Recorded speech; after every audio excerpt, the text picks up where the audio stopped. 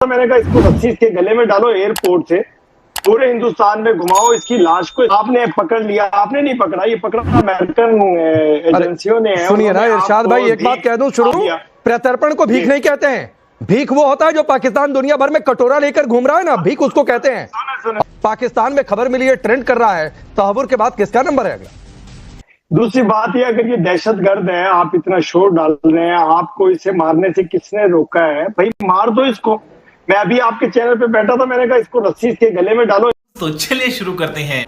शुरुआत इरशाद भाई आपसे करता हूं। बड़ा मुस्कुराता चेहरा है आपका, दिल में बहुत गम है, फिर भी छिपा रहे हैं, फिर भी मुस्कुरा रहे हैं। पाकिस्तान में खबर मिली है, ट्रेंड कर रहा है, तहव्वुर के बाद किसका नंबर है? बहुत शुक्रिया। नंबर मुझे लगता है आप लोगों का अब आने वाला है।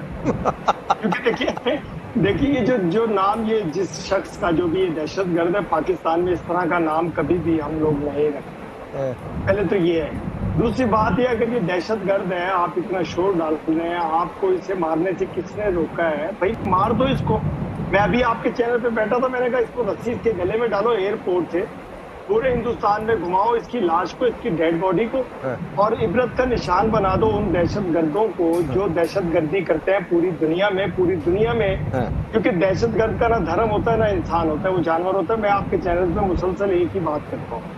तो आपने पकड़ लिया, आपने नहीं पकड़ा, ये पकड़ा अमेरिकन एजेंसियों ने है। सुनिए ना इरशाद भाई, एक बात कह दूं शुरू में, इरशाद भाई शुरू में एक बात कह दूं, प्रत्यर्पण को भीख नहीं कहते हैं। भीख वो होता है जो पाकिस्तान दुनिया भर में कटोरा लेकर घूम रहा है ना, भीख उसको कहते हैं। और सुनिए, और भीख किसको कहते हैं, आरजू काज़मी अभी परिभाषा बता देंगी। और आपने कहा ना कि मुसलसल आप कह रहे हैं कि उसके गले में रस्सी बांध कर ले आओ, तो मुसलसल एक बात सुन लीजिए, ये तालिबान नहीं है हिंदुस्तान। यहाँ संविधान के हिसाब से चीजें होती हैं, संविधान के हिसाब से संधियां, संविधान के हिसाब से प्रत्यर्पण, संविधान के हिसाब से लेकर आ रहे हैं, और संविधान के हिसाब से देश की अदालत में सुनवाई होगी, और संविधान के हिसाब से ही आपका तालिबान नहीं है, संविधान के हिसाब से उसका अंजाम तय होगा, जैसा कसाब का हुआ। तो तालिबान मत समझिए हिंदुस्तान को। आपके सवाल का पूरा जवाब तो देने दो यार। आप कहते हैं कि हिंदुस्तान में बड़ा समाधान है और बड़ा अमन है, बड़ा अमान है। मुझे ये बताइए, मणिपुर में हजारों लोग मर रहे हैं, उनका ख्याल नहीं है आपको? आप मुसलसल एक दहशतगर्द को लेकर के 5 दिन से पूरे हिंदुस्तान को डिस्टर्ब किया हुआ है आपने। आप पहले अपने लोगों का ख्याल करें, उनकी केयर करें। मैं आपको बार बार एक बात कह रहा हूँ, अपनी सरहदों की हिफाजत करें जहाँ से दहशतगर्द आपके अंदर जाते हैं। लेकिन तो आप फिल्मी सीन बनाते हैं, सलमान खान की फिल्म का सीन है कोई, जो आप इंशाल्लाह जल्दी सामने आ जाएगा, बरसरे आम होगा। लेकिन जो ये बाबिल और शोर है, ये पाकिस्तान पे इल्जाम लगाने का एक तरीका है। अच्छा। थोड़ी देर में आप बोलेंगे कि ISI का एजेंट था, ये फौज ने भेजा। यार भेज कैसे दिया आपके अंदर? एक कहावत है राधिका खेड़ा जी, एक कहावत है कि आपके मुल्क में, और कहावत सुनिए इरशाद भाई आप भी, आपके लोगों को नहीं सुन लीजिए कहावत, फिर राधिका खेड़ा आपको रिप्लाई कर रही हैं। एक कहावत है, चोर की दाढ़ी में तिनका।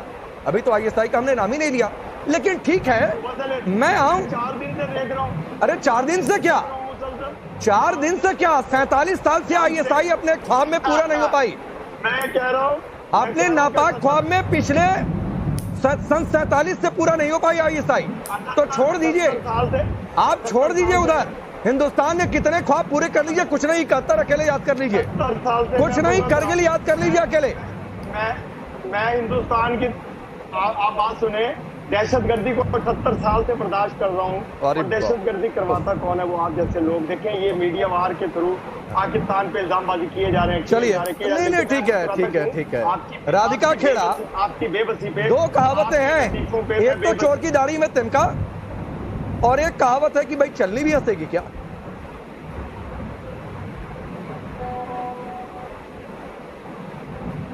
राधिका खेड़ा को आवाज आ रही है मेरी?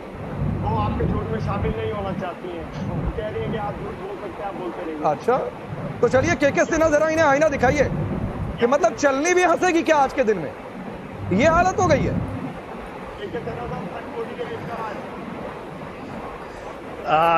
जय हिंद राकेश जी। सुने इरशाद साहब, सलाम वालेकुम आपको। ये राकेश जी ने कहा कि चलनी तो बोले चलनी, हमारे तरफ कहते हैं उसमें 72 छेदें हैं, तो आपके अंदर कितनी छेदें हैं पाकिस्तान में? तो राकेश जी समझ गए होंगे मैं क्या कह रहा हूँ। देखिए राकेश जी, एक बड़ी चलती है पाकिस्तान के अंदर कि ये जो दहशतगर्दी है इसके पीछे वर्दी है, ऐसा कुछ था। ऐसी चीज़ें उठती है पाकिस्तान के हर कोने से आती हैं। दहशतगर्दी के अंदर में वो जिहाद ले चुका है, क्योंकि ट्रम्प साहब ये कहते हैं जो जिहाद का वॉर खड़ा है, दहशतगर्दी तो नहीं कहेंगे, टेररिज्म तो आप डिफाइन नहीं कर सकते। इरशाद साहब सुनिए ना साहब सुने, थोड़ा सा सुने। ये जो आपका कैप्टन तबर राणा साहब है, हुसैन राणा है, जो कि 9 साल आपके आर्मी में रहे हैं। सुने साहब सुने, जैसे आप कारगिल की लड़ाई मैंने खुद लड़ी है, जैसे आप अपने लोगों को छोड़ के भाग गए, आप कहते हैं कि उसके गले में डाल दो फंदा और उसको मार डालो। भैया जब आपने उसको ISI ने, आपके डीप स्टेट ने, जो आपका जिसको आप कहते हैं ना कि आपका वो क्या है, सारे तंजीमें जो हैं वो आपकी इदारतें हैं, वो जब इसको यूज़ किया, ये तो 9 साल रहा ना आपकी फौज में, उसके बाद इसको आपने यूज़ किया और वो एक अलमनाई है, वो मैं बताऊंगा कैसे आपका मिलिट्री कॉलेज में इसको भेजा था, कैसे इसका डेविड केवल हेडली का ये साथी है ना, सेम क्लासमेट्स हैं। उसके अलावा जो सेम मेजर इकबाल जो हैं ISI के, उसके क्लासमेट्स हैं, सैयद बासा मेजर उसके क्लासमेट हैं।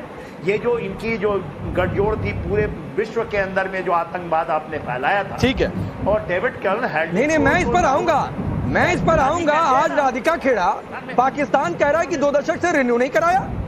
यहाँ पर इरशाद भाई बैठकर हंस रहे हैं। स्थिति भाई जो सवाल पहले पूछा था और के सिन्हा को भी टॉस किया था कि मतलब आज की डेट में बेशर्मी देखी कि चलनी भी इतने जोरदार तरीके से हंस रही। सभी को नमस्कार। आज 26/11 का खूनी मुहर्रा तहव्वुर राणा भारत की धरती पर है। ये महज एक प्रत्यर्पण नहीं है, ये पाकिस्तान में छिपे हुए आतंकवादी एजेंडा पर प्रधानमंत्री श्री नरेंद्र मोदी जी की कूटनीति की एक और सर्जिकल स्ट्राइक है। सर्जिकल स्ट्राइक तो इन पे लगातार हो रही है जो ये आतंक फैला रहे हैं, लेकिन ये एक और सर्जिकल स्ट्राइक है। आपको याद होगा जब प्रधानमंत्री श्री नरेंद्र मोदी जी मुख्यमंत्री थे, अरे बीच में मत बोलो, देखिए पता नहीं आप इन जाहिलों को क्यों ले आते हैं डिबेट में, क्यों आप इन जाहिलों को लेकर आते हैं जो बीच में तमीज भी नहीं है इनको, या अगर ऐसे करेंगे आप। नहीं मैं आ रहा हूँ। अरे इरशाद भाई, माना आपके पाकिस्तान में बहुत बेचैनी है, और राधिका जी जो आपको इंटरप्ट कर रहे थे, पाकिस्तान की PMLN के नेता हैं, तो पाकिस्तान की थोड़ी बेचैनी, थोड़ी बेसब्री बढ़ गई है। ऐसे नेता है तभी ऐसा हालात पाकिस्तान के हैं कि उनको प्रधानमंत्री की गाड़ियां तक बेचनी पड़ गई। पाकिस्तान के क्या हालात है पूरा विश्व जानता है। मोहताज बना दिया है वहां के लोगों को रोटी खाने के लिए भी। आप लोगों को अपनी यूनिवर्सिटीज तक बेचनी पड़ी थी। सारी दुनिया को पता है पाकिस्तान के क्या हालात है। तो आंखें और यहाँ पे आवाज उठाने का कोई फायदा नहीं। अपना देश संभालिए और उसको थोड़ा बेहतर करिए। लेकिन वापस आते, अगर आपको याद होगा तो प्रधानमंत्री नरेंद्र मोदी जी जब मुख्यमंत्री थे गुजरात के, तब उन्होंने यही कहा था कि हमला भारत में हो रहा और फैसला क्या अमेरिका लेगी। और उन्होंने तब भी कहा था कि हमारी सरकार अगर आएगी तो हम इस आदमी को यहाँ लेकर आएंगे, इस दहशतगर्दी को यहाँ लेकर आएंगे। और आज आप देखिए क्या हुआ। आज आतंकवादी को भारत लाया जा रहा है, कानून घसीट कर, घमंड तोड़कर, पूरी दुनिया के सामने उसको यहाँ लेकर आया जा रहा है। अरे चुप रहो, अरे चुप। देखिए पता नहीं आप लोग। अरे इरशाद भाई, माना आपका मुल्क अराजक है, अपने मुल्क के 2-3 और मेहमान जुड़े हैं, उनसे थोड़ा सा सीख लीजिए भाई। आपसे डिबेट की शुरुआत की तो एक बार यहाँ की भी रूलिंग पार्टी के प्रवक्ता को सुन लीजिए, या फिर आपने तय कर रखा है कि इस पूरे दुनिया में अराजकता का सिर्फ एक जगह गढ़ है पाकिस्तान। तो रुक जाइए, मुझे नहीं अच्छा लगता है कहना कि मैं फलाने की आवाज डाउन करूं, अब करूं, नहीं अच्छा लगता है। बारी बारी 15 साल लगे, लेकिन नरेंद्र मोदी जी झुके नहीं, थके नहीं। दुनिया की सबसे ताकतवर सरकार से भी राणा को छीन के लेकर आए हैं। और ये सिर्फ हिंदुस्तान कर सकता है और नरेंद्र मोदी जी के नेतृत्व का हिंदुस्तान कर सकता है। और अब पाकिस्तान के ये जो बैठे हैं ये भी सुन ले, तहव्वुर राणा तो सिर्फ एक ट्रेलर है, ISI के मास्टरमाइंड तक ये हाथ जरूर पहुंचेंगे। और आप ये भी समझ लीजिए कि हेडली, राणा, ये जो फायदे हैं ना, इन्हें बाहर रखकर आप कितने घोना छुपा लेंगे। अब वक्त बदल गया है, बीजेपी सरकार है, सब कुछ बदल गया है। और आतंकवादी जो 26/11 का मास्टरमाइंड था वो अब इंडिया आ रहा है। दोस्तों, आपको डिबेट कैसी लगी? उन्होंने बीजेपी प्रवक्ता बहुत अच्छे से धोया, इन्होंने पाकिस्तानी नेता को बहुत अच्छे से धोया, बहुत मज़ा आया सुन के। आपको वीडियो कैसे लगी हमें कमेंट करके जरूर बताओ। चैनल पर नहीं तो प्लीज़ सब्सक्राइब जरूर करें। मैं ऐसे अच्छे वीडियोस लाता रहता हूँ, वीडियो को देखिए। दोस्तों आप सबके दिल से धन्यवाद।